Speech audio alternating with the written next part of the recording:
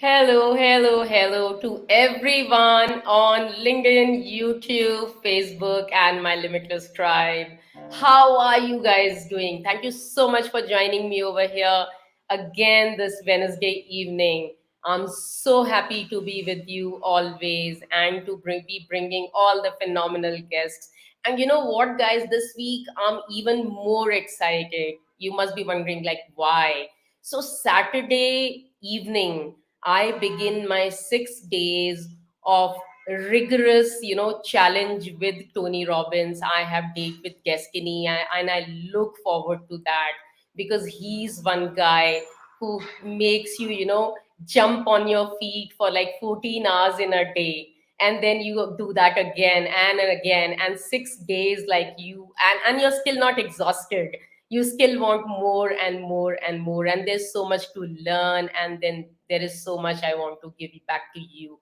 So I'm all excited about it, and seeing you here on this Limitless show.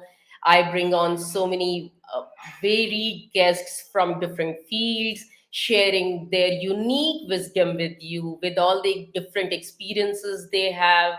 They have been adding so much of value to your life and mine. So today, again, I have one very, very special guest. He's done like all different things. He began where as an electrical engineer and he had aircraft design that he did from IIT Madras.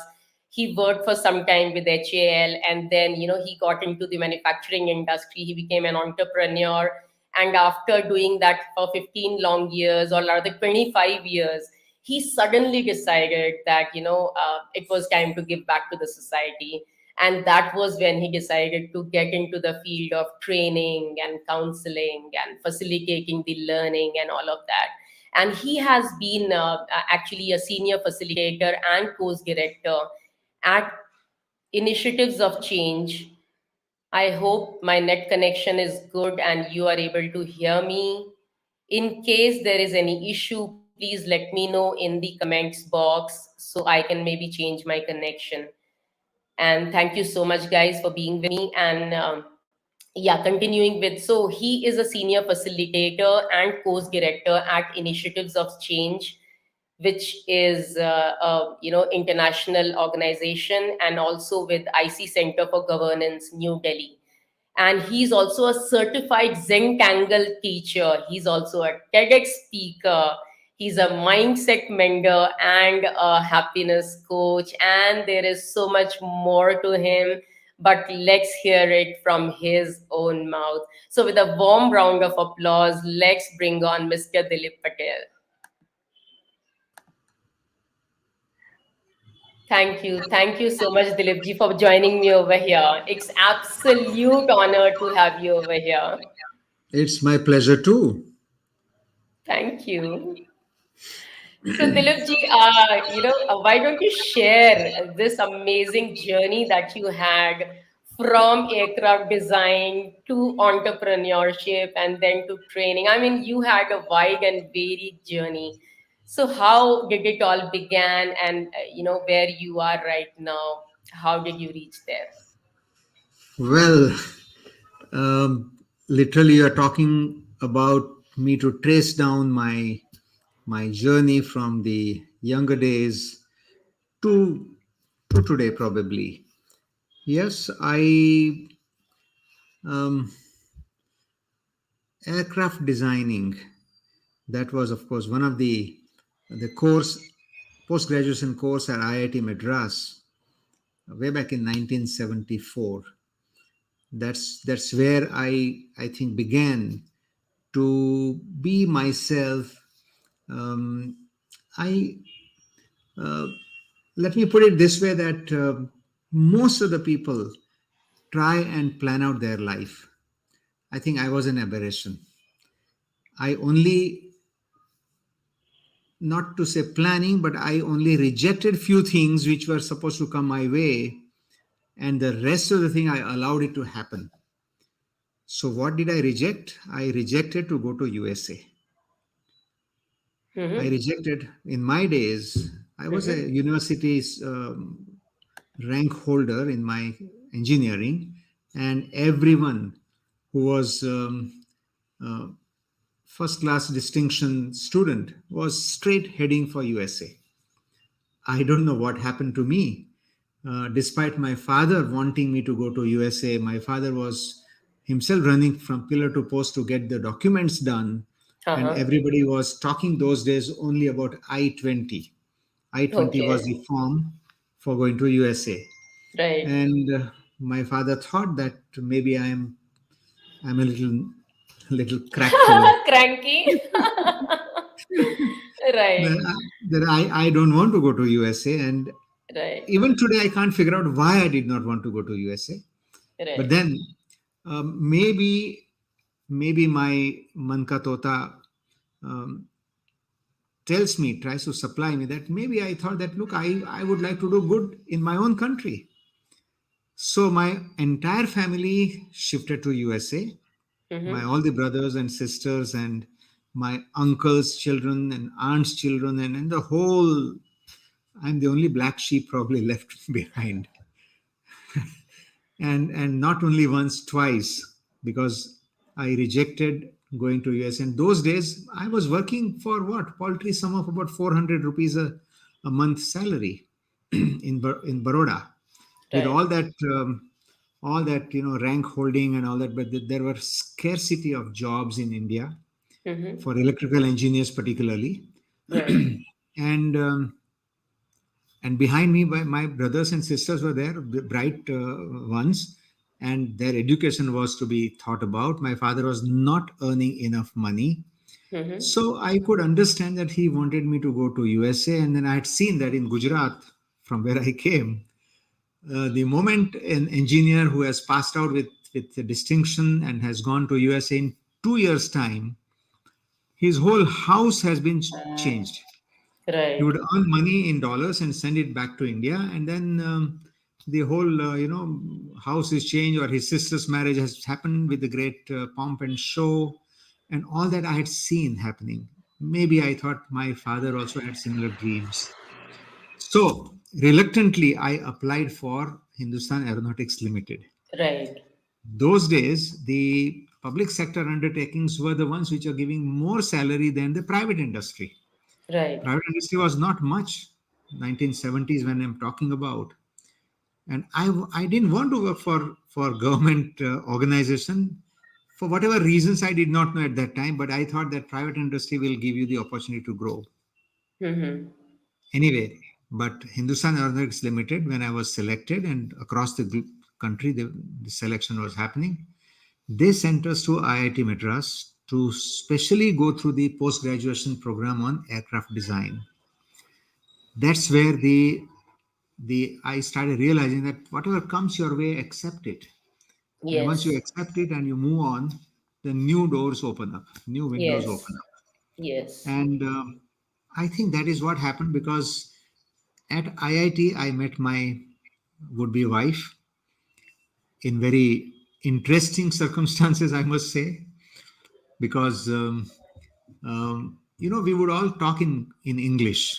Common language was all 29 of us, and I would speak in Guju accent, like Right. anybody else will speak in their own accent. Bengali guy would speak in Bengali accent, but we would say that we eat snakes, Right. and we eat snakes every day, Yes. sitting in the hole. Okay, Yes.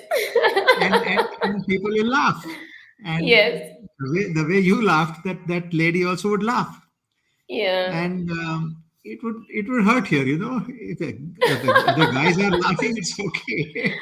Yeah, but the lady that you're interested in is laughing Yeah. at you. That is not okay. So I said I must improve my pronunciations, and I went to the All India Radio news every night. 8:45 to 9 o'clock was the All India Radio news in English. Lotika Ratnam was the newsreader, and I knew that they were taught the British accent, the correct Uh-huh. accent of English. And I would Right. listen to that and I would repeat that, and I learned to improve my pronunciations. And that lady, within 6 months' time, thought that this guy is very intelligent fellow, so she got married to me. Amazing, amazing. And she belonged to Bangalore. She's a Kannadiga. I come from Okay, Gujarat. There are a right, lot of differences, and but then something happened, and that's how I had to come down to Bangalore because I right. was otherwise chartered out for Nashik division. Mm-hmm. They can't keep husband and wife away, so I Right. was pulled down to Bangalore, and that's how I entered Bangalore in 1976. 5 years of working in HAL because that was the bond period. I realized that my hunch was right. I can't possibly work for the government organizations. Very little work, lot many people, and all kinds of things were happening. So to keep myself sane, I started doing in my spare time freelance journalism. Mm-hmm. So I would go and then meet people and pick up some unusual topics, and then practically all the English magazines and the newspapers I would have written those days, Mm-hmm. picking up is a process. I mean, a subject and do it. Then I also got opportunity to go to the All India Radio and interviewing the award-winning scientists who are plenty in Bangalore because of the many organizations here. Yes, yes. And that gave me the connectivity with the people, and then a new field of how to interview people on radio. That there were no Wonderful. television those days. It Yes. happened a little later. And moment I finished my bond period, I used to talk to my cousin that I'm not very happy working in the public sector undertaking. So he brought one day a pair of horns, automobile horns.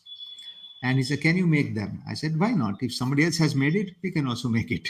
And Absolutely. so the journey, again, an uncharted path journey Hmm. started to become an entrepreneur. Mm-hmm. Over 1.5 years, we developed the product, we tested it out, and then he came back from Bombay, and then he said, "Okay, let's set up an industry." And so, a raw engineer became a raw industrialist. Right. No background, nothing. And so we began the but industry. कहा जाता है कि business तो गुजराती के खून में होता है. Mm, yes, people used to tell in HAL, ये कैसा गुजराती है? He is a Sambar Gujarati. He is working in he is working in government organization. So that was also a sort of a silent motivator that I can't continue here. Right. And so we began, and I must say that we started out with some very strong value system. We said we will give the best product possible. We will not do any chori of any kind with the government or with the people, and we will not say quit so easily. Hmm. These three principles, with a rawness of not having any background of doing running an industry, put us into a big problem. Within 3 years' time, of four. I mean, normally they say that 3 years or 1,000 days of struggle is good enough for any small scale industry to come out and then start making some profits. For us, it took 3,000 days. That means almost 9 years. During this period, we lost our entire capital. We had to reinfuse the new capital, and but we came out. We built our name. When we had problems, we went to the customers and we told them there is a problem in this product. We'll pull it back, and people laughed at us. They said, "Yeah, Hmm. anybody else coming from Delhi?" Those days, Delhi was very infamous for such things. They say, Yes, if yes. if a It's Delhi, always, I think, till now. so they say if Delhi person had done like this, he would have changed his name and he would never say that there was a problem with his product. But I Right. think the honesty pays. Honesty pays in the Yes. longer run. Yes. We refused to sell our product to the companies which demanded bribes. We said nothing doing. We have decided that we will not do that. So it put us into a lot of challenging situations, but we came out because every night I will get good sleep at least. If you do something wrong, then that will start troubling you. Yes. So So true. so we went on working on the industry. Again, 1987, my father and mother, they had gone over to USA, and my father had worked for for 5 years to become the citizen, so that my younger brother could be brought into USA. He was keen on going, but then so also they could get the papers for me. So Right. a nice envelope comes, and it says that within, you just fill up, put signatures, and then send it off, and then within 3 or 4 weeks you'll be in USA. Right. My younger brother went there in 20 days time, and Right. I didn't even open that envelope for 4 months. I said, I don't want to. Whoa. And that too, when we were struggling, we were struggling. We had lost the But your capital. wife also did not want to go out. She was also wanted to be here Yeah, very much in see, India. she was basically from South India. They were not so much having the craziness those days. Of course, the craze increased in South India also after 90s, after the software industry opened up. Yes. Plus, my wife was very happy working in HAL. She's also an engineer, Right. and so because of that, घर का चूल्हा तो चालू रहना चाहिए ना. True, So true. she was a good support for me to enter into the entrepreneurship, Right. and we did lot many positive things. I would say, when you do not have any background, then you try and break new grounds. You Yes. stick to your principles, Yes. and being a satisfied soul from that point of view, that I used to travel on my scooter for a long time. People said, "Hey, you are a industrialist, owner of an industry, and you're going on a scooter." I said, "So what? What's wrong?" So that's how the whole thing began. I must say the journey took further turns later, wherein when I turned 50, as I as I saw myself that half a century is over. Now whatever is left over, I must give back to the society. I had never desired to have what all things that society gave me, so I owed it to society. That thought was there. Plus, behind that, the 10 years of 90s was a huge 10 years for me for learning in many, many areas. I picked up the public speaking on one hand. I picked up the value education from another great uh, trainer. I picked Mm-hmm. up a lot of things about the quality as I was running the industry. I went to some of the spiritual gurus those days to pick up the. I already had the leaning for spirituality from my mother's side, but then that enhanced further. I learned the counseling processes, and then I started experimenting with creating the workshops and teaching and training. Right. I did the NLP under Right. the creator of NLP himself, and so all that bundle of I learnings mean, was had to it be. directly from him or a Yeah, course? yeah, yeah. He only once he has come to India. The Richard Hmm. Bandler. He Right. had come. He had come with his whole troop of people with Mm-hmm. all the music systems and all that. And he was in a five-star hotel here in Bangalore, and there were about I think 200 and odd students from across the country. So 7 days program it was, morning till evening, and so I am a certified NLP practitioner from that point of view.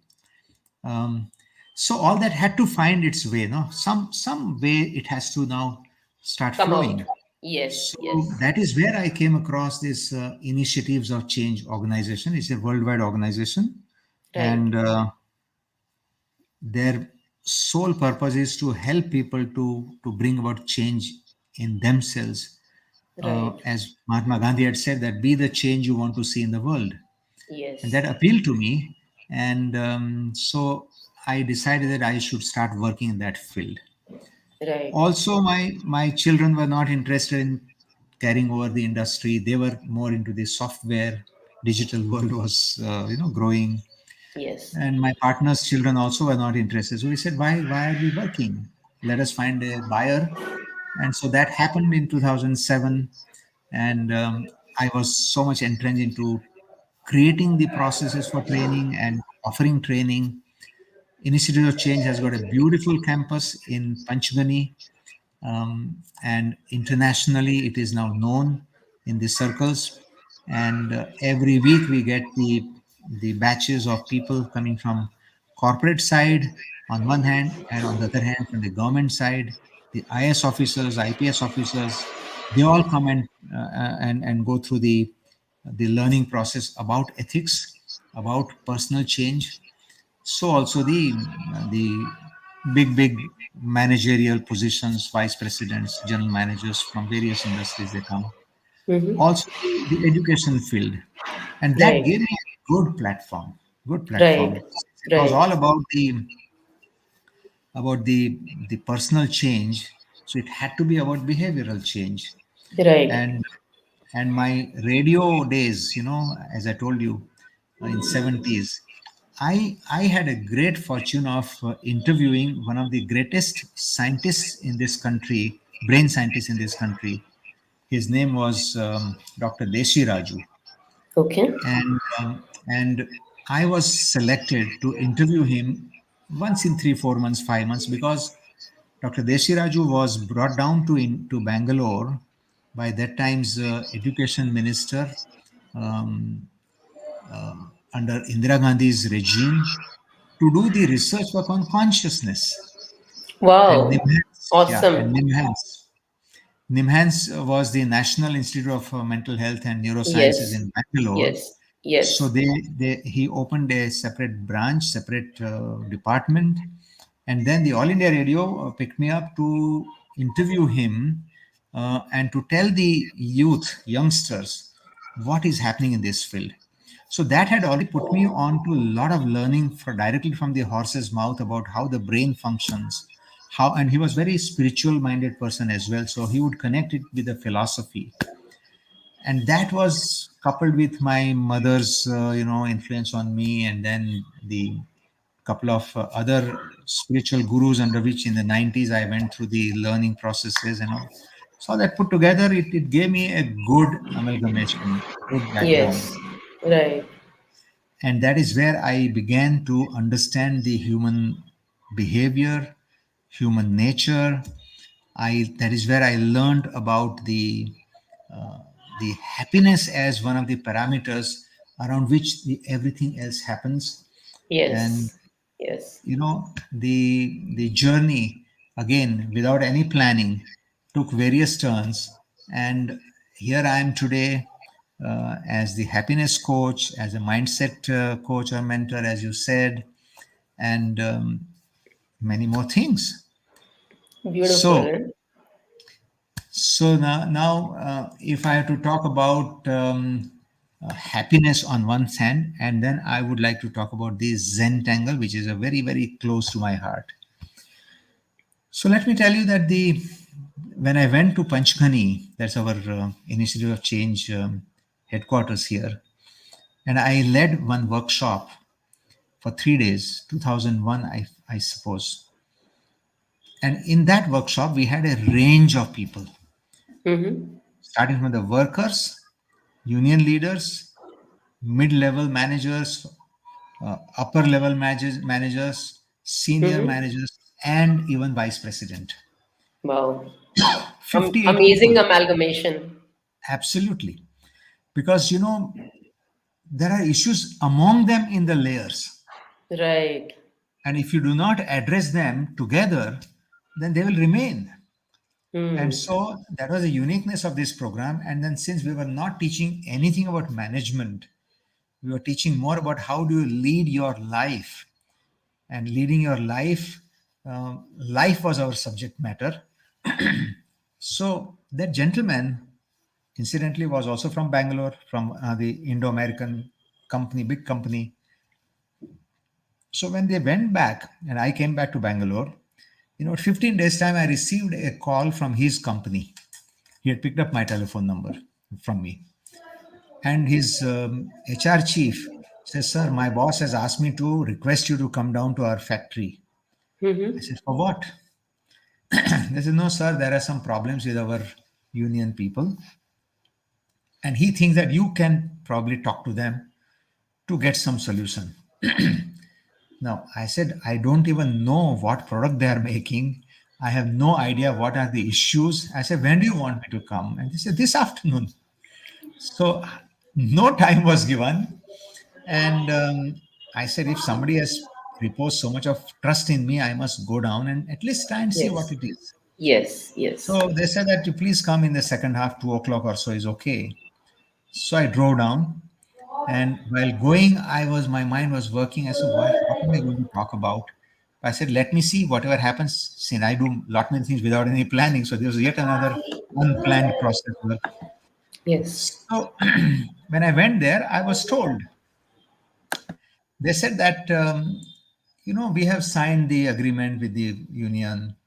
We have agreed whatever we were supposed to do then, and yet this internal fighting among the factions of the union, the one which is ruling at the moment, the other one which has lost the elections, their own internal fights, etc., are becoming the problem for our productivity and running of the industry well. So can you please talk to these two factions? And I Right. said, okay. So they were put there in a squarish room, and 20 Mm-hmm. people on this side, 20 on that side. And Okay. I told the HR chief, I said, you please leave us alone. You can go away. Otherwise, in your presence, we may not speak. Right. Right. But my mind was still struggling. What am I going to talk? What am I going to talk? And then I remembered that there was an article about happiness in the newspaper that morning I had read. It Okay. was it was some scholar had done his PhD on this topic, and there was a Mm-hmm. very small gist. The gist of the topic was mentioned. That was running in my mind. So I said, okay. I asked these guys. I said, "What are you doing?" They said, "Sir, we are fighting for the workers' rights and blah blah blah." I said, "Okay. So why are you doing that?" They said, "Because so that brings happiness to them." I said, "What do you get out of that?" Sir, we are also happy. We're fighting for them. Okay. So I said, the word happiness you have been using, do you know what exactly is happiness? Now they were silent Right. because they didn't Right. know. They didn't know. They said, look, when we win something, we are happy, or when we get the workers' rights, and when we get Hmm. more money. I said, to my mind, happiness would mean that you get good sleep in the night. Yes. To my mind, Absolutely. happiness would mean that you are tension free, you're Yes. stress free. Happiness, to my mind, also would mean that you enjoy good health. Your Right. body mass to your height to the weight ratio, you are free from any kind of uneasiness in your body. A lot of people have got stomach problems, they have got back problems, they have got psychosomatic issues, all that. When I told all these things, they were very silent because most of them were suffering from these issues. So when Right. I asked them, I said, "How is your day normally, typically, as a union fellows?" And then in a very flamboyant way, they describe, sir, when we fight with the management, and when we win, we get over what we want. Then we enjoy in the night evenings. And enjoying means what? That colored liquid. Right. Okay. Understood. and Yeah. and, then under that inebriated condition they would be probably howling at each other, shouting at each other, they use all foul language, and then they won't even know that it is midnight. And then somebody will help the other fellow to go and reach home. They will probably howl at their wives, spouses, the children will be affected, and then next day they will be as though nothing has happened.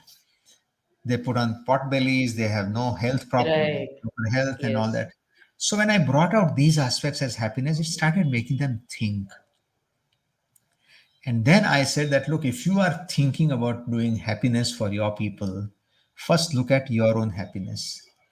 And Right. that would not be from this. And then suddenly that, the article that I had read, the points which were there, one by one, I started talking about them. And they started making mental note. And I thought that 2 hours I spent was very well done. I was satisfied. I came back, think that what have I talked to them? I have not talked to them about any of their issues in the factory. I Right. have not Right. talked about. So The I said, what is management, nothing. Yeah. nothing, nothing, nothing. Anyway, but it gave me good feeling. And I Yes. come back after 2 days. I receive a call, sir. What magic did you do What did with you our people? talk? Yeah. What exactly did you talk with them? And they said that they are now working well with each other, and we are quite happy with them. So that was my first interaction, saying that happiness has magic. Yes. Happiness can solve problems. And Yes. then I started working on happiness, and I realized that the whole world wants happiness. Okay, 7 billion people, 7 billion plus people now on this planet Earth, which is populated by seven different races, skin colors, seven different, okay, across the globe, eight major religions, and there are hundreds of minor religions, 196 countries. We have drawn the lines on the earth, and within every country again there are further bifurcations and Yes. caste, creed, color, this, that, Yes. other. Yes. So much. So much. With Mm. all those differences, there's one common thing across these people, and that is the desire to be happy in life. Can Yes. you beat it? And it's not something which I'm telling, which nobody knows. Everybody knows that I want to be happy. Everybody knows. Yes. In fact, Yes. I ask people jocularly that if you come across anybody who is unhappy or who wants to be unhappy, not unhappy, but wants to be unhappy, bring him to me. And so far, nobody has brought anybody. So I, Right. so I started thinking that if everybody wants happiness, then why is it not being taught at school or college or university? Right. It was a paradox to me. And then I'm more of a thinker. I don't read much things. I chew on whatever little bit thought has come. I started thinking that there has to be a very, very plausible reason, very, very powerful reason why this is not being taught. And I realized that even before a child goes to the school, Right. the child has already experienced happiness. Yes. Because you see, the word happiness we have created, human being has created. The real meaning is in your mind. And just think about it, a 1 year old child, 1.5 year old child, you give her a lollipop first time. And the child takes that lollipop, puts it on the tongue, and does facial expression.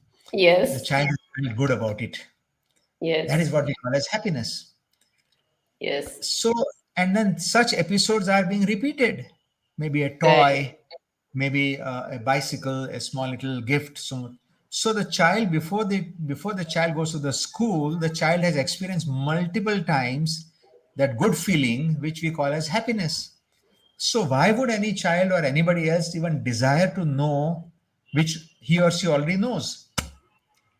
So that was a logic that I started working on. I said, yeah. And then when I came across that there is a university, Harvard University professor is teaching happiness. Yes. Yes. There's a there's a course on Coursera on happiness. Yes. Yes. There And, is. and in India, if you look at it, Madhya Pradesh, government of Madhya Pradesh has created a department of happiness.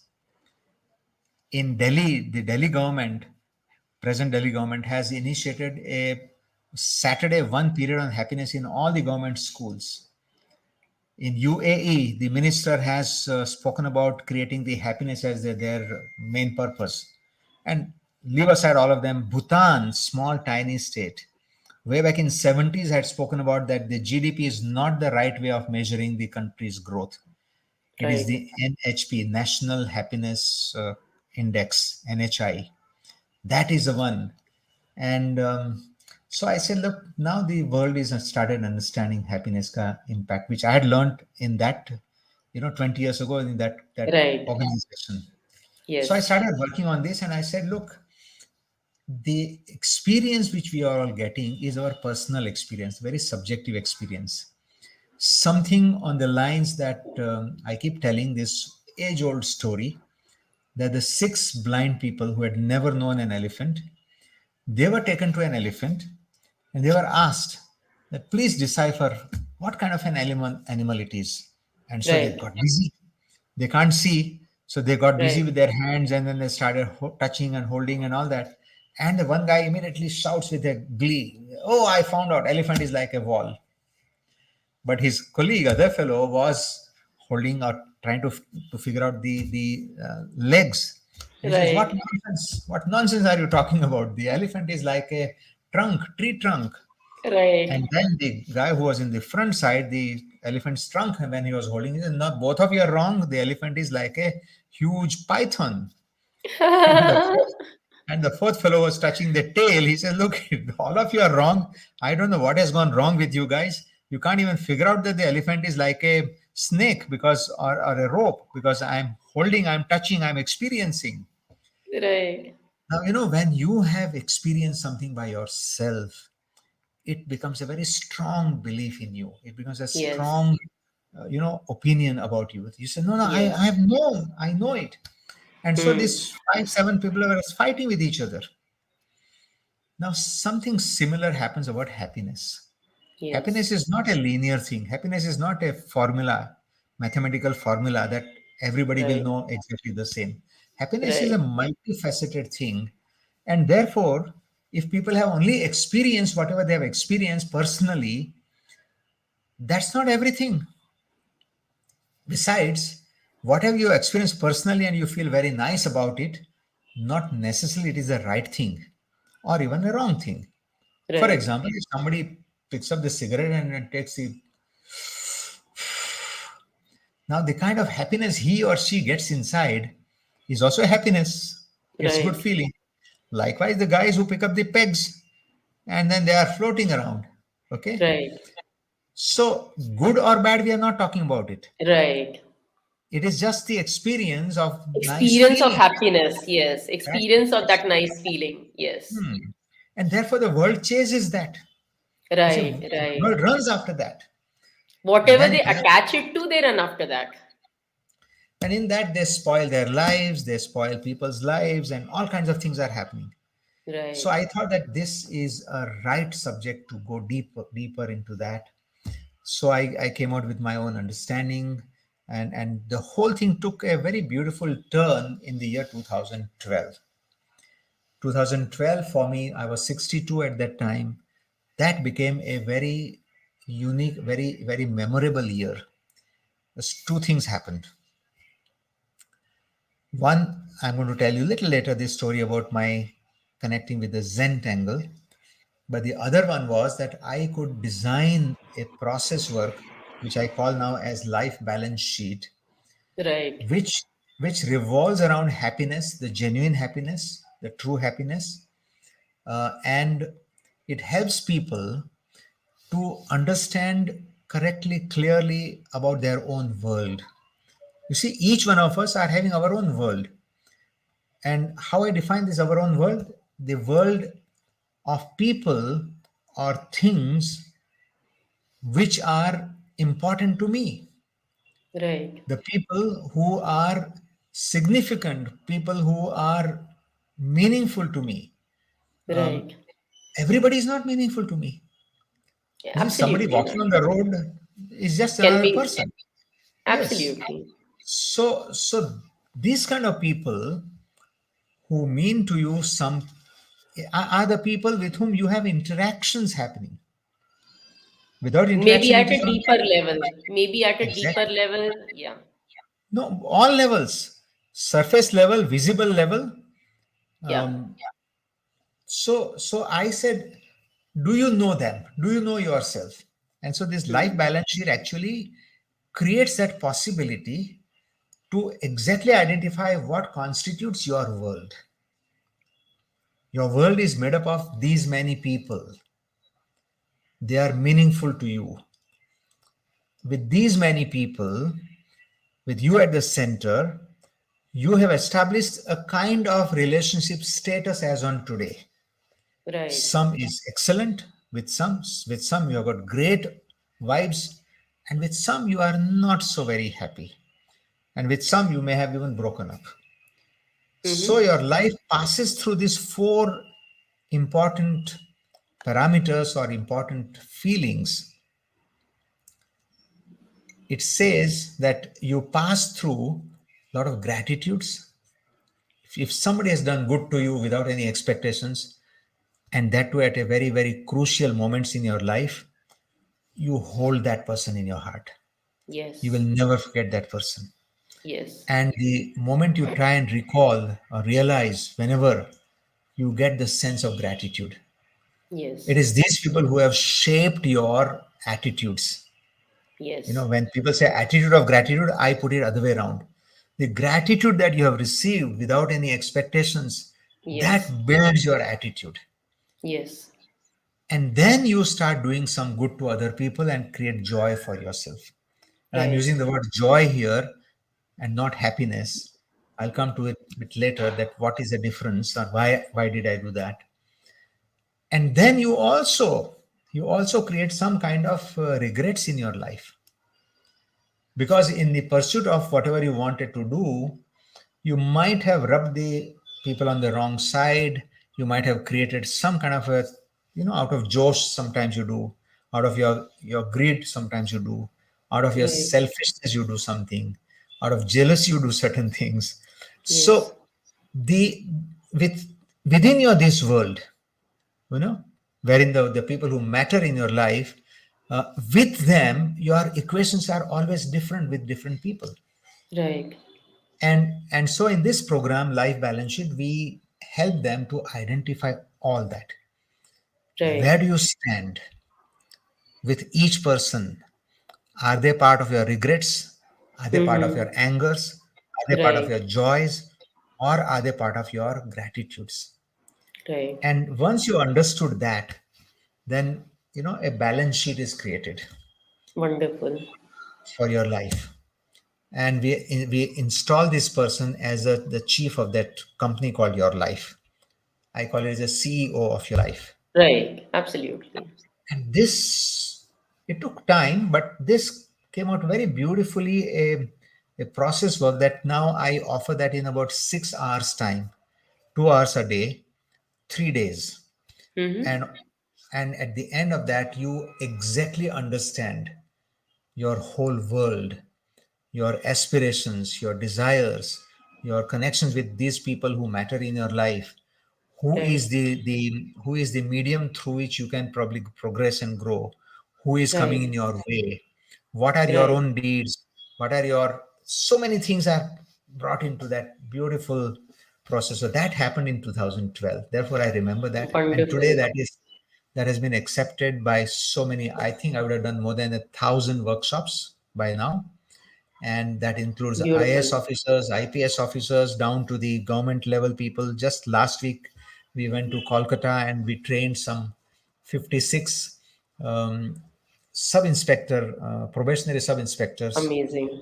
and Amazing. then we have been doing it with the teachers, and we have been doing with all levels of people. So we have a This, question here by yeah, someone. okay, The question also is, who am I meaningful to? Right. I mean, who are meaningful to you is not only okay. important, but who you are meaningful to.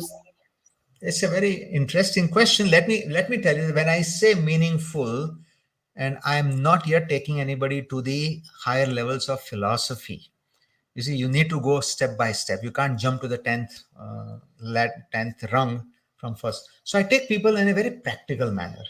So practically speaking, when I say that who are meaningful to you, is that somebody who is with whom you are having interactions. Okay, interactions would mean that you are willingly and happily there to share some or all of your assets. Now, this is the definition I've created. Okay, the assets or the resources that you have are four. Your body is one of the very important asset, or a resource, if you call. Your mind, fantastic asset. Everything is in this. Whatever you are Yes. achieving, whatever you're doing is out of Yes. this, right? Third one is your time. Yes. And the fourth is your material wealth. Yes.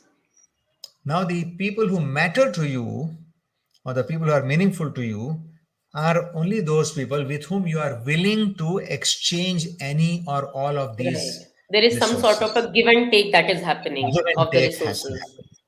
Yes. Otherwise, you simply think about that something is happening in the neighboring country or even neighboring Yes. town.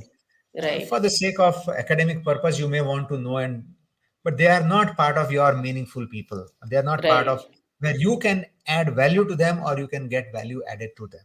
Right. So I define that the people who are significant in your life or meaningful in your life or the people who matter in your life are these people with whom you are having an exchange happening. So it Yes. could mean your family members, it could mean your workplace colleagues, your friends, and then some people in the society with whom you have to interact. Maybe sabjiwala, the milkman, or the bus driver, the auto rickshaw fellow, the taxi guy, with whom you are interacting again. So that is your meaningful people. I'm talking about purely practical level. Okay. Yes. So I Yes. want our listeners also not to jump to the higher, because I take people to slowly and steadily to the higher level. But practically, you need to understand that these are the people with whom they constitute your life, and you Yes. create life for them. Right. So I hope that answers the question. Whosoever has put this question. Yes. Um, so the second reason why 2012 was very, very meaningful to me was about this Zentangle.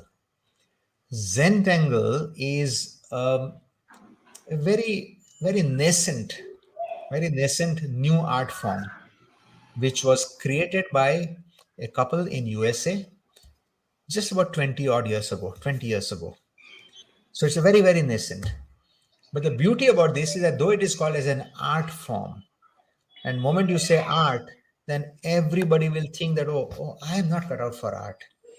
Right. For me, for me itself, in every school, of course, people do have one period on drawing. We also had in way back in 60s. Mm-hmm. But when my teacher told me that you can't draw, this was a way, she said, you just can't draw. And I was not the only person. Out of 40, 45 students in my classroom, only 5 of them, maybe they were able to draw the way teacher was drawing on the board. Okay. Right. Right. The rest of them did not have the same capability. So the teacher says, you can't draw. And when that happens, before your logical intelligence has kicked in, then you accept every such word from the authority figures as a life sentence, what we call as the beliefs, which are not even Beliefs. consciously known Yes. to you, but they Yes. drive your life. Yes. Yes. So I said, okay, if I can't draw, I can't draw. Doesn't matter. Why it doesn't matter? Because the marks given in that is not used for your promotion. And so I said, okay. After 50 years, that sentence was broken when I went to USA in a very mysterious conditions. As I told you already that I never wanted to go to USA, but my parents were already in USA. My brothers, sisters, they were all in USA, and my mother had passed away in 2009 in USA, so I had gone there to see her. A couple of times Right. I had gone there.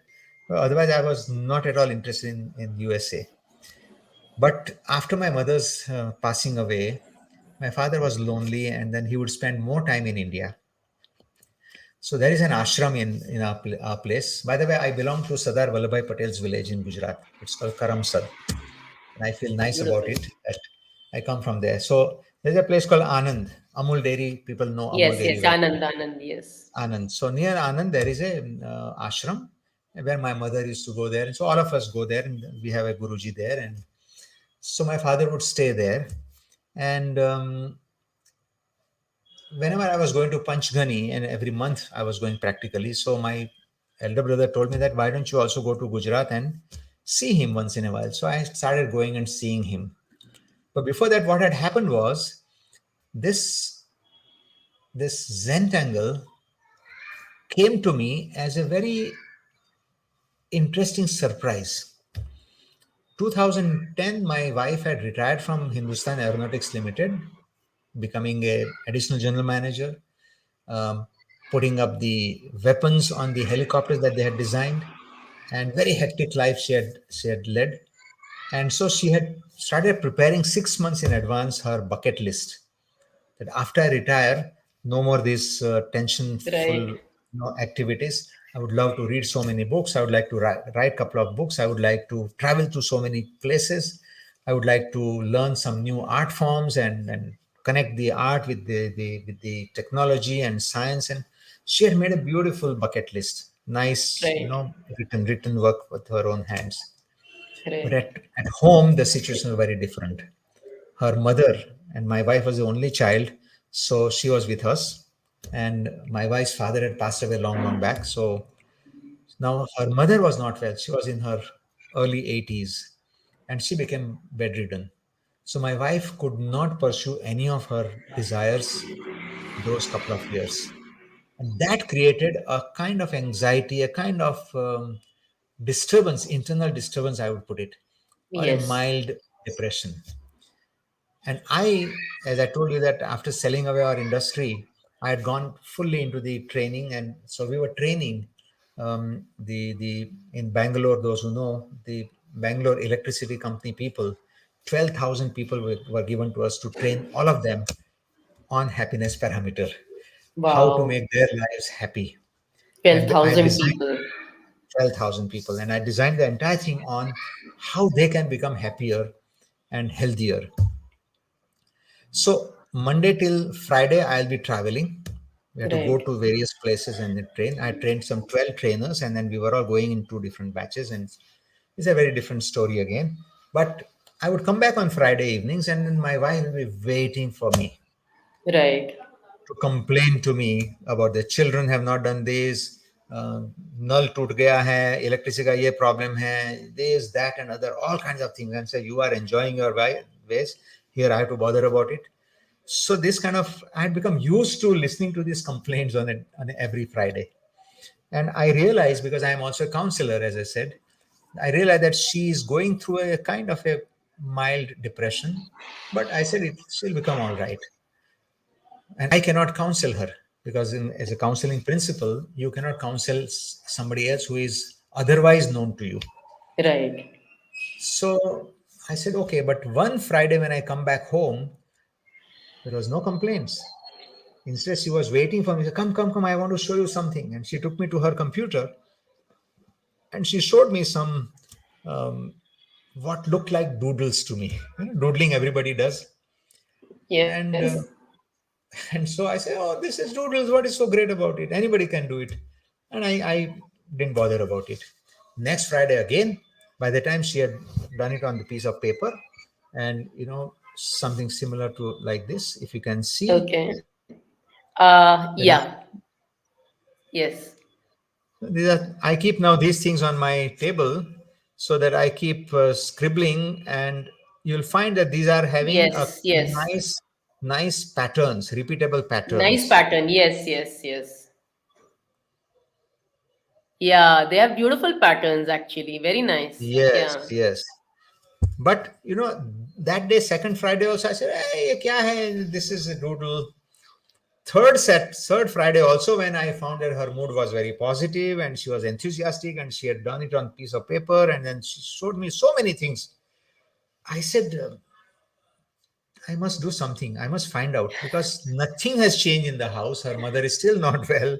Children have not suddenly become better than whatever they were before. And how come her mood has become very positive? And I said, the Right. only difference is that she's doing this art form. And I did not even know Right. that time the name of this. So that Right. evening, I sat on my computer and I did my research work. And I Right. found that, wow, this is not doodles. This is called Zentangle. And Zentangle. it is meant for creating a meditative state of mind. It is meant to help you to become mindful person.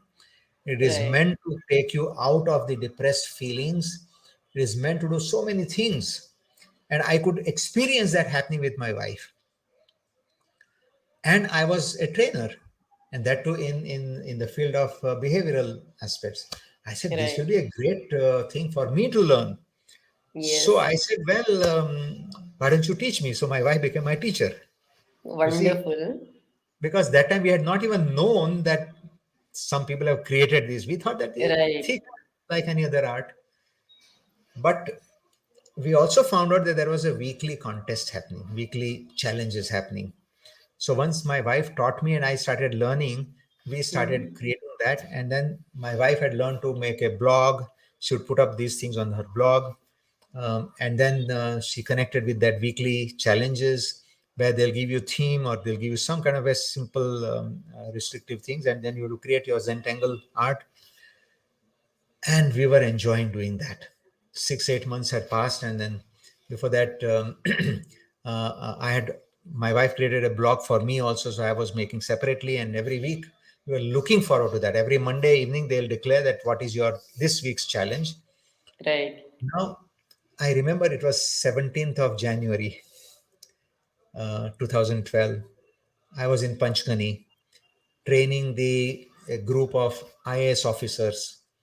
And one of the processes was that early in the morning at 6:30, we start the session on a beautiful campus with a lot of trees and birds and all that. And very, very interesting, very nice place. So my job that day, the session was to help them to surrender to the nature. And when I say you surrender to the nature, means you surrender all your 5 senses to nature. Right. Allow these senses to receive from the nature whatever the nature has to offer to you. And no other thoughts will be in your mind.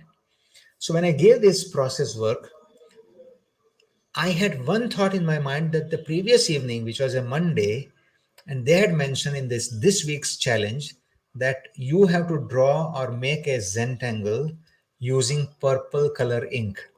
And I said, in a Okay. small place like this, I don't even find time enough to go around. And where will I find purple ink in this small town? Right. It's a holiday space, fine.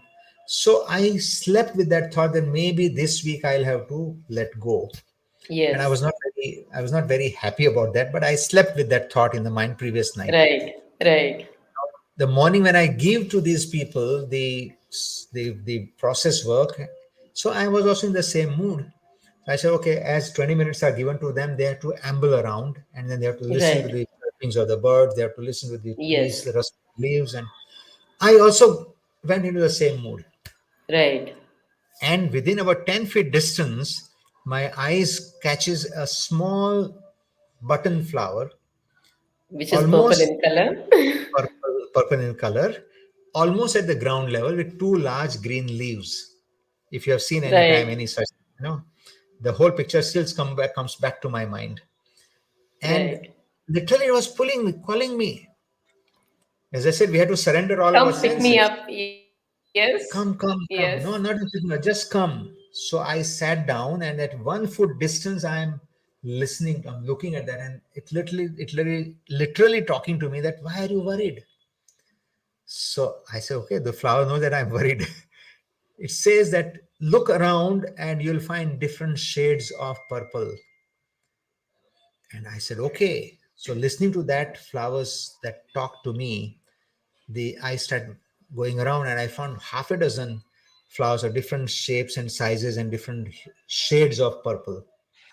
And I come back and I finish the whole session, of course, listening to them, what all they had found out. I shared Right. my process also. And then at the lunchtime, we had to send these people away to half a day's excursion, Right. Mahabaleshwar.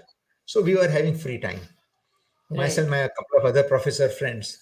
So I sat again, and the thought again occurred to me that now what do I do? That morning flower has spoken to me something. Right. So again the thought came, which we call as the inner voice talking to you. It Right. came, and then I went around collecting those flowers. He said, just go and collect them. So I collected a big bag full of. I came back after 45 minutes from the campus, picked up some Right. of the brown twigs and all that also, some green leaves also. I said, now what next? They said, create your Zentangle using this material. I said, what? Zentangle is to be created on a piece of paper, and with a pen. Then the voice says, no, no, you create it on the earth. Yeah. I said, okay. So I picked up a twig, which became my pen. And with a twig, I drew the boundaries the way I draw on the Zentangle using the principle of Zentangle. I followed the principle of Zentangle on the ground. And where we are supposed to create Right. those repetitive, repetitive sort of, symbols or patterns, I use these flowers as ready-made repetitive patterns. Every flower will have Right. the same. It may not be exactly the same, Yes. but it will be similar. So I started putting Yes. them on the different locations in that. And what came out at the end of about 4 hours of hard labor. I was so pleased with that, whatever has come out. I said, what do I do now? The inner voice says, you take a picture of this and post it Hmm. as your On the entry blog, yes. on the Yes. blog. I did that and I called it as a nature tangle instead of Zentangle, where nature had supported me. And I wrote my article also on that with all these thoughts. And I slept well. Morning when I wake up, quickly I went to see my blog. I said, thousands of people have visited. How come?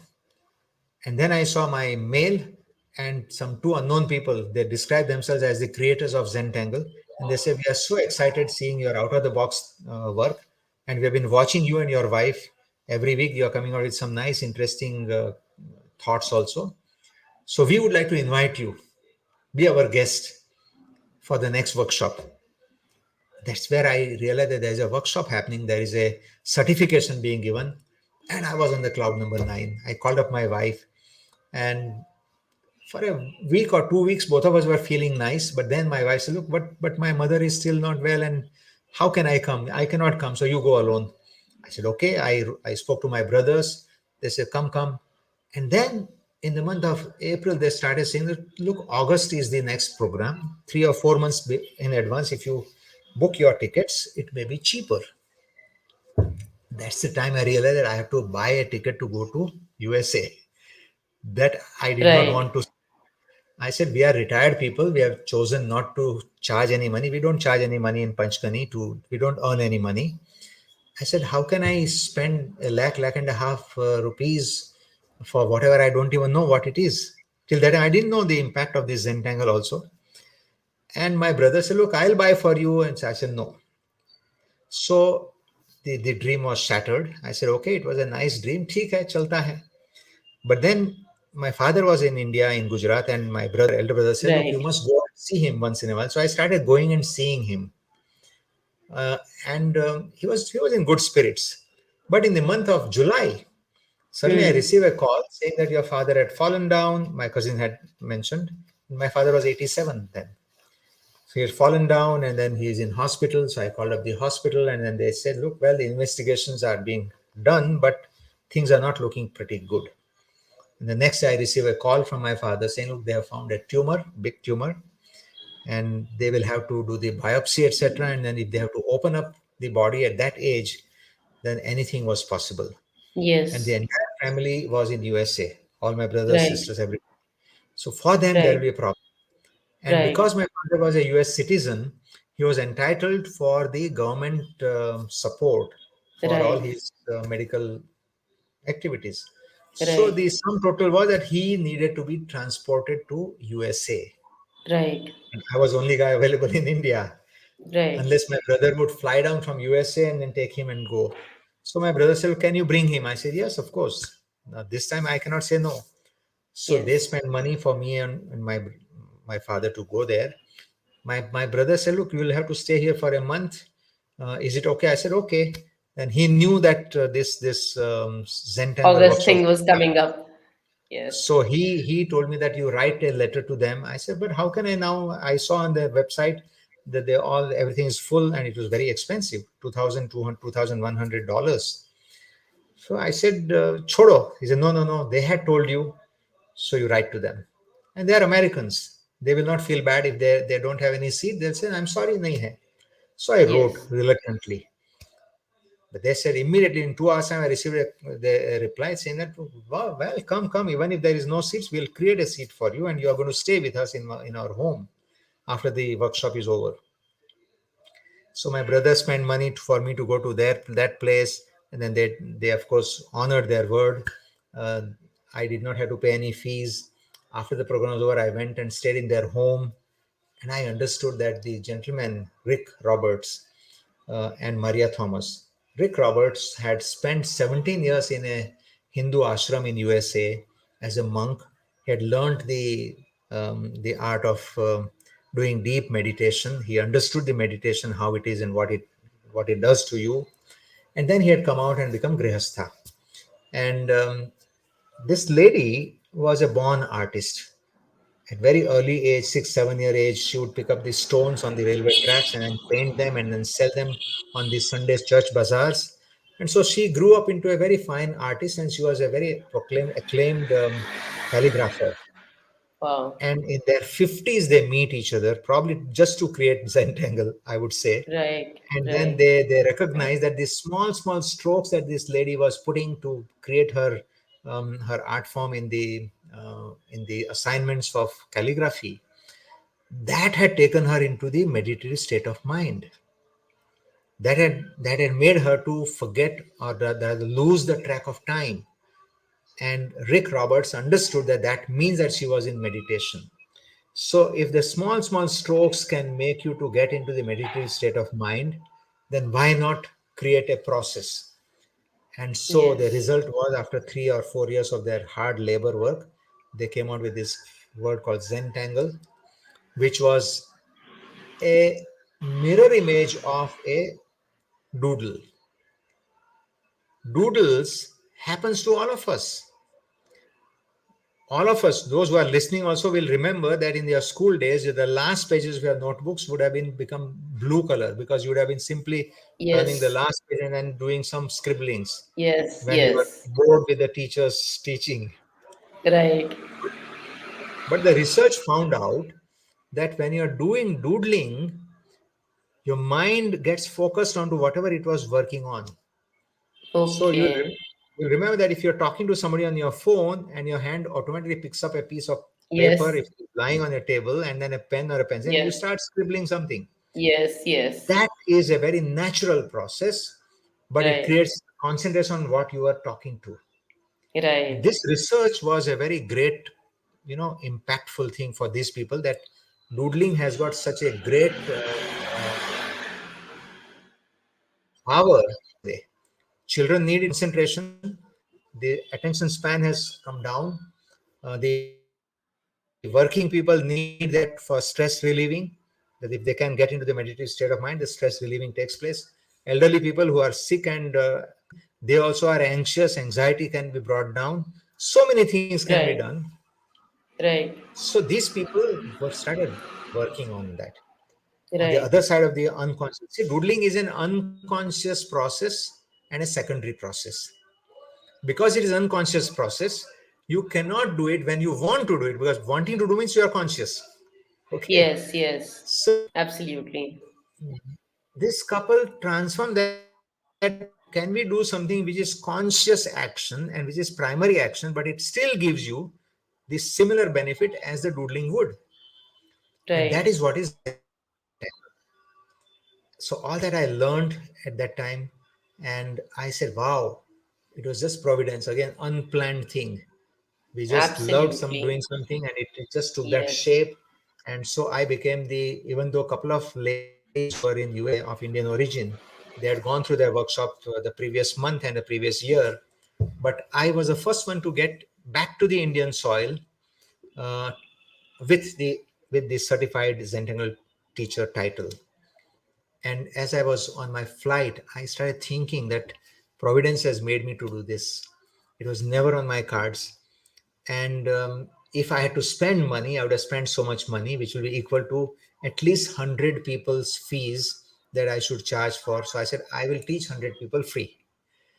Right. And now that 100 has become more than 1,000, and I still keep teaching those who cannot afford, particularly the school children, these poor children and poor people. I keep doing that. And Wow. I recognize the power of Zentangle in a very different situations. In my TEDx, I've described in a brief way, but the couple of thoughts come to my mind is that in USA itself, when we got an opportunity of teaching about 42 inmates of a rehab center. A rehab center is like a closed walled place in which the people who are drug addicts, people who are alcoholics, or the psychotic people, they are being given the medications and they are taken away from their drugs and alcohol, and they are under good amount of stress, anxiety, body pain, sleeplessness. And my since my younger brother is a medical doctor there and he's a director there, so I got an opportunity of taking this Zentangle to them. I said, will it help? Let us check it out. And though they had warned us that they might disrupt the whole process. They might even talk to you in a very derogatory manner. They might insult you. They may walk away. All that. I said, I have no problems, but I would like to try it out. 2.5 hours later, not a single person had done any of the disruptive things. And 41 out of 42 people have given in writing to us that they could feel calmness. They could feel anxiety was over at that time when they were busy. 2.5 hours. Imagine out of wakeful 12 hours of wakefulness, 2.5 hours is a big thing for them. Yes. And they said, one person said, look, you have actually tamed the beast inside us. Very powerful. The Zentangle has to have this power. And similar thing happened in India, in Bangalore, where the police raid takes place in the red light areas, and then they the um, below 18 girls are picked up in the raids, and they are not sent to the jail, but they are helped to come up because they are below 18. And so in their psychological remand home, or whatever home they call, the psychologists try to help them and work with them. So somebody had come to know about Zentangle. It was a very new thing. So in one of the places, they would have come across me. So they connected with me in 2014. They said, can you, sir, please come and help us to get these young girls who are like zombies, who are totally lost to us. They are not in the present moment. So they don't answer anything. They simply keep quiet. So can you Right. help? Can Zentangle help them? I said, Right. okay. So 90 minutes of session, we said we'll give in a very ordinary place, ordinary notebooks, ordinary pen. They all came and sat on the floor. And when we started teaching them the simple patterns and a little bit of background, in 30 minutes time, the psychologists started seeing the change happening on the faces of these girls. And by the time we had finished 90 minutes, these girls were absolutely in the present moment. So we were requested that, can you come back again after 48 hours? And we said, no problems. When we came back, half a dozen girls came running to us. Say, uncle, ye dekho maine ye banaya. Uncle, ye dekho maine ye banaya. 5, 6, 7 pages, the whole notebook they had filled up with a lot of artwork that they had done from whatever little that Wow. we had taught. So beautiful. And the Yes. psychologists could now communicate with them. You see, you'll appreciate that Yes. when you're in the present moment, then you can talk, you can Yes. understand, you can use your Yes. thinking process. So Yes. these are the two very important. There are so many other small incidents that children have learned to focus on their studies, get good sleep. People who are an elderly person, 76, 78, 77-year old elderly person, when he learned this, he said, you have given me back my life. I said, what do you mean by that, sir? You are already doing good. He said, no, in the mornings I do train the students. He teaches mathematics to the students in PUC and all that. But my afternoons are a problem. I said, why? He said, at my age, every other day I keep hearing the news, not very good news. My friend has fallen ill. My so-and-so relative has gone to, kick the bucket. So-and-so is very critically ill. So every day this thought comes, when will it be my turn? So he says that anxiety was there. And now that you have taught me this, 2 to 3 hours every day I'm doing. So he had made a beautiful, thick, drawing book, and he would neatly make them, put the date, put the things. So I'm enjoying this, and all my those negative thoughts are gone. So many, in USA, they have now started training people in the corporate world, and they make it as a point that for every meeting that they are called in, the first 15 minutes they will just pull out their small diaries they have, and they do the Zentangle, and that helps them to focus on whatever work is happening, whatever purpose for which they were there. Now, Mm-hmm. see, I keep a diary like this, and I keep making. Beautiful. Beautiful. So uh, once they have done that, what happens is that people forget about their differences. They forget about their defensive mechanisms. They start doing some drawing, and then their mind is now fresh. And whatever subject is meant to be discussed about, they start doing that. So the outcome is very powerful. Less time, Yes. more output. And so I also, I started doing this um, when I'm traveling. Beautiful. Way. Wow. Can you I mean, see? Now, looks like seriously, it's like professional artist has done, looks like that. absolutely. But if you Yeah. now look at this, and all the viewers can look at in this, no two lines are perfect. No two patterns are perfect. This is an Amazing. imperfect lines, and imperfection you don't need to be taught. You already know how Yes. to make an imperfect lines, no? Yes. Yes. So this is the beauty of Zentangle, and I have been teaching and training people on this, and a lot of people have got benefited. And Amazing. then of course you do the pencil work to make it enhance and all that, and so on and so forth. So that is my journey about life balance sheet, about Zentangle, and here we are now. If you have any questions, queries, I am open. This is the first talk show, Dilipji, you won't believe. I generally ask a lot of questions, but Hmm. this was the only talk show. This is the 38th episode where I Okay. actually just asked one question in the beginning, and you have carried on till the end.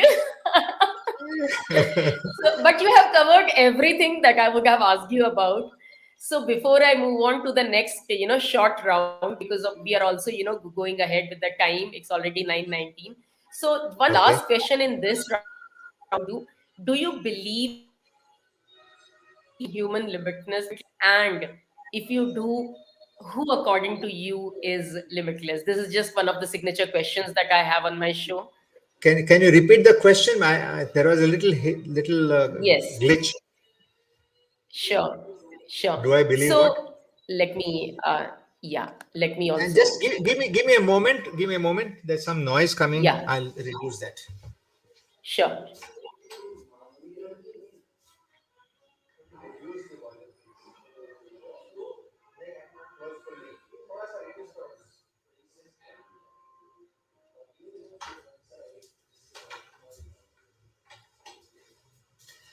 Yes, I'm back. Yeah. So my question is, do you believe in human limitlessness? And if you do, who according to you is limitless? It's a very, very interesting question, and let me tell you that the limits are only those which we create for ourselves. This, what is between your two ears, is a fantastic computer which has got no boundaries, no limits. Yes. Just think about it. This earth was populated by all kinds of animals, including human beings. Some 30, 40,000 years ago or so, we all were in the caves, and we were also living amongst the jungle animals. Human being was not the tallest animal. Human being was not the strongest animal. Human being was not the biggest animal. And yet only human being has sort of grown and transformed into the civilized way that we live today, all Yes. because of this limitlessness between the two ears. Yes. It is here that people could think about doing which was never existing, and so we did all kinds of inventions. We created the wheels, we created the weapons, we created the homes, and then in last 300, 400 years, of course, it has become exponential. So limitlessness is absolutely the crux. And in our philosophy, if you look at it, the nearly 10,000 years ago, in our scriptures, or our rishis, they had come out with a phenomenal way of limitlessness. They said everything is here, aham brahmasmi, when they say. Aham Brahmasmi. I am the And then universe. I am that. Huh? and that's it. So I Hmm. am absolutely with you on that human beings are limitless. The only limits which are found are created by themselves. Yes. That's all. Wonderful. Thank you so much for answering that. It was a beautiful answer. We will just quickly move on to the next round, which is a short one. and it's called the lightning bolt round.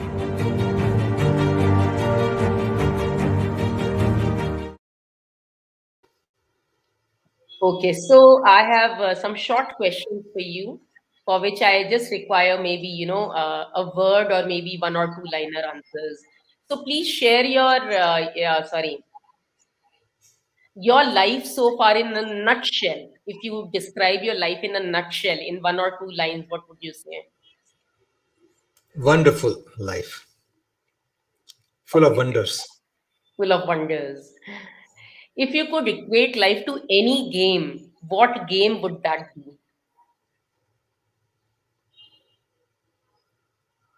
I think the game the children used to play, wherein there is no winning or no losing, but just enjoying. So this small children you would play, together and all that. That's the kind of game Right. comes to my mind. Okay. Nice. Who's the person who's influenced you the most in life? I think there are several of them, but my mother will be the first one to come. Beautiful. If given a choice, what would you want to be born as in next life? Same way. The life has been so beautiful that I don't want to have anything different. Same way. Wonderful. What is karma according to you? It's a word created by us to get a good solace. It's a great philosophy. In very very difficult situation, also, if you can just follow that philosophy, that is your karma. Otherwise, it's okay. Then it can bring you out of this situation. So karma is probably to that in that fashion. I look at karma. Okay. What are the top three values with which you have lived your life? I think honesty, um, surrendering to the whatever possibilities are there, Right. and simplicity. Lovely. I'm down to earth person. Yes, yes. I have always felt that.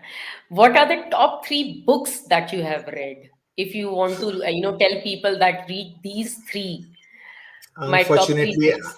I don't read many books, but now I'm trying to work on writing my own book on life balance Okay, sheet. But right. I would say that very early phase, if at all, one or two books that comes to my mind. Tony Robbins had written one book, 87, 88. I Uh, had come across um, yes. the giant, Awaken the the giant giant. within. Awaken the Yeah, giant yeah, within. yeah. That is Yes. one. Stephen Covey's Seven Habits, Of if highly effective people. and of course, the to top it up all is Gita, Okay. Bhagavad Gita, full of Right. full of wisdom, full of wisdom. Right. Thank you. I mean, if any point of time you're working and you are given a choice, what choice want to go for? I missed some words. I think your technical glitch. Tea, coffee, lassi, or juice? Well, Between tea, coffee, lassi, or juice, which one would you pick up? I would toss the coin between lassi and juice. Tea, coffee is out. I have never Okay. tasted. Oh, wow. That's so brilliant. You have tasted. That's My mother amazing. told me in the childhood that this is not good for you. So she brought me up on milk. Milk is very good. So milk se lassi banta hai. Again, fruit juice also is very, Right, very good. So I'll have to toss between the two. Both I like. right. Right. And the last question, Dilipji, is fill in the blanks. Leadership, according to you, leadership is Leadership is ability to influence people for larger good, yes, not selfish good, but larger good for people. larger If good. I can influence Yes, somebody, then I'm a leader. yes. Thank you so much. And I think it was a fantastic conversation. I have no words for it. And one one message, if you need to leave the audience with, what would you want to, tell them before you leave? I would say that while the happiness is the desire of everyone, it is attainable, and each one of us can become the happiness ambassadors, particularly for people who are in teaching profession and who are working people, because they can influence the other people also. And we are meant to create happiness around us. Unfortunately, we have slipped back because of the desires, because of the greed, because of the jealousies and selfishness. So there is a need, and everybody, my message is that everybody can and should become happy, but that's what ultimately we are looking for. So Yes. be a happiness ambassador, and I would love to get connected with everyone, such people who want to become a happiness ambassador. Wonderful. Thank you so much, Dilipji. Thank you. And it was a beautiful message given absolutely at the right time when people are actually just connecting material pleasures and material success with happiness, and in the process becoming more and more unhappier. So I think it comes at the right time, and they should get more connected with the true definition of happiness. And Absolutely. yes. Your all the links and everything, your email ID, everything has been put in the description. For anyone who wants to get connected with Dilip ji, please do so. Thank you so much. Good night. And it was a pleasure having you on the show. My pleasure too. It was wonderful talking to you. Thank you. Thank you. Thank you.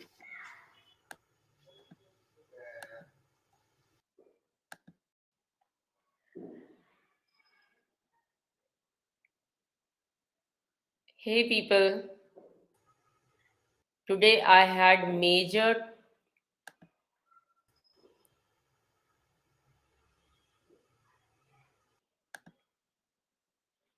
Sorry, guys. Major technical glitches due to network issues. But thank you so much for still being there. It was a long, long, long show, but nonetheless, I think very, very inspiring and full of wisdom. I mean, wasn't there like so much to learn from him?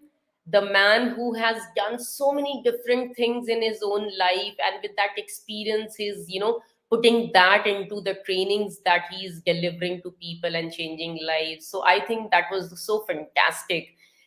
So I bid good night to you. And I also want to tell you that maybe next week, mostly next Wednesday, I will not be having the show on, since I will be having my own Date with Destiny going on during that time. So I will be meeting you in the alternate Wednesday. So I'll see you then. Take care. God bless you. Bye bye. Good night.